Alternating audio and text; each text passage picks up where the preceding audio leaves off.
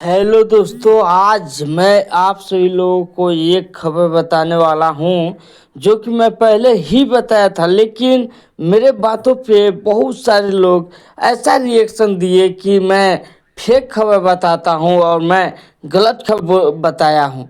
तो ये खबर ये था कि मैं बोला था कि टी सीरीज से आने वाले दिनों में खेसारी लाल यादव का सॉन्ग आने वाला है।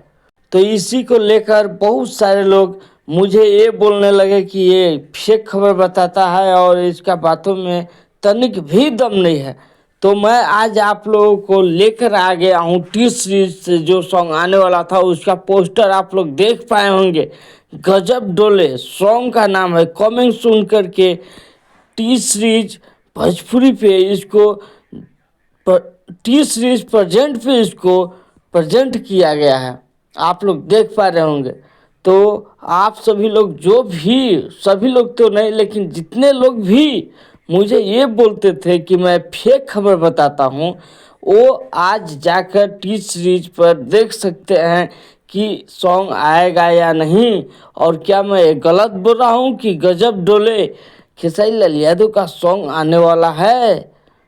इसमें कहीं पर भी कोई दो राय नहीं है कि खेसारी लाल यादव टी सीरीज से सॉन्ग आने वाला है। 1 से 2 दिनों में आप सभी लोगों के बीच ये सॉन्ग को पूरा रिलीज कर दिया जाएगा, जैसा कि कमिंग सून करके पोस्टर आप लोगों के बीच फेंका जा चुका है। तो आप लोग देख के कितना उत्साहित हुए और जब सॉन्ग आएगा तो आप लोग इस पे कितना ज़्यादा प्यार दीजिएगा, ये कमेंट बॉक्स में आप लोग बता सकते हैं। ऐसे मैं आप सभी लोगों को बता दूं कि ये सॉन्ग बहुत ही लाजवाब होने वाला है, क्योंकि बहुत दिनों बाद टी सीरीज से यानी कि बड़े चैनल से खेसारी लाल यादव का कोई बड़ा सॉन्ग आने वाला है जिसका नाम गजब डोले। इसमें खेसारी लाल यादव ने गाए हैं और प्रियंका सिंह भी गाई हुई हैं।